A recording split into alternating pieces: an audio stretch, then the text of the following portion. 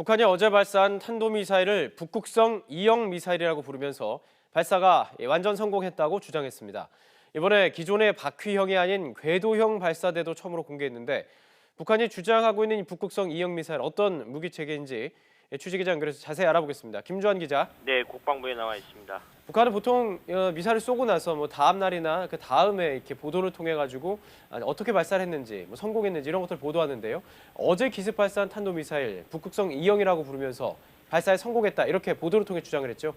네, 어떤 미사일입니까? 북한 조선중앙방송은 오늘 아침 우리식의 새로운 전략무기 체계인 지상대 지상 중장거리 전략탄도탄 북극성 2형의 시험 발사가 성공적으로 진행됐다고 보도했습니다.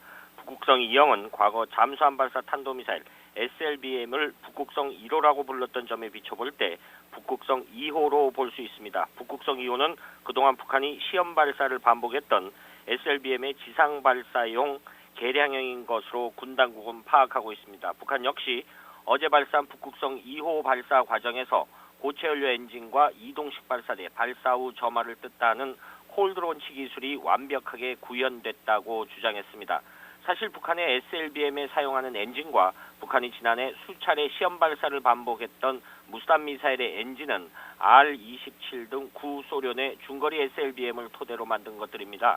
그러니까 무스탄 미사일 엔진과 SLBM 엔진 체계가 같다라는 의미입니다. 군 당국도 이번 북한이 발사한 미사일도 같은 엔진 체계로 파악하고 있다고 밝혔습니다. 차이점은 북한이 그동안 무스탄 미사일의 경우 액체 연료를 사용했고 SLBM은 고체 연료를 사용했습니다. 지난해 8월 북한은 고체 연료를 사용한 SLBM 수중 발사 시험에 성공한 적이 있습니다. 또 다른 차이점은 무스탄 미사일의 경우 차륜형 이동식 발사대를 사용했는데 이번에는 처음으로 무한 궤도형 발사 차량을 이용한 것이 식별됐습니다. 결국 북한이 북극성 2호 미사일이라고 주장하는 것도 자신들이 SLBM 개발 과정에서 습득한 기술을 기반으로 새로운 무기 체계를 만든 것으로 추정할 수 있습니다. 네, 김 기자 지금 말씀하신 대로 지금 발사하는 데 이용된 연료가 고체 연료라고 말씀하셨습니다. 이 고체 연료 의미하는 바가 크다고 하는데 어떤 의미가 있습니까? 네, 우리 군 당국도 어제 북한이 발사한 탄도미사일을 설명하면서 처음으로 고체 연료를 사용한 부분을 예의주시하고 있다 이렇게 밝힌 적이 있습니다. 고체 연료는 추력이 액체 연료보다 낮지만 연료 주입 시간이 필요 없고 연료 장착 이후에도 장기간 보관이 가능하다는 장점이 있습니다. 북한 주장처럼 고체 연료를 사용하면 미사일을 이동식 발사대에 탑재해 임의의 시각, 임의의 장소에서 즉각 발사가 가능합니다. 그만큼 우리 군으로서는 북한의 미사일 발사 징후를 사전에 포착하기가 어려워진다는 설명입니다.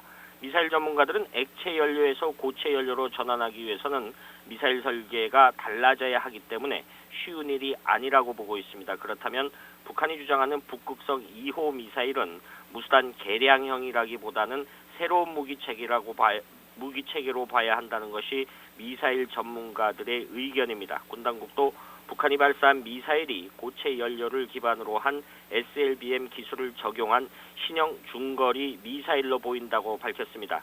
일각에서는 지난해 8월 북한이 발사에 성공한 SLBM이 북극성 1호였고 이번이 북극성 2호로 볼 수 있다며 북한이 이 기술 체계에 기반한 ICBM 개발에 나설 가능성이 큰 것으로 판단하고 있습니다. 지금까지 국방부에서 전해드렸습니다.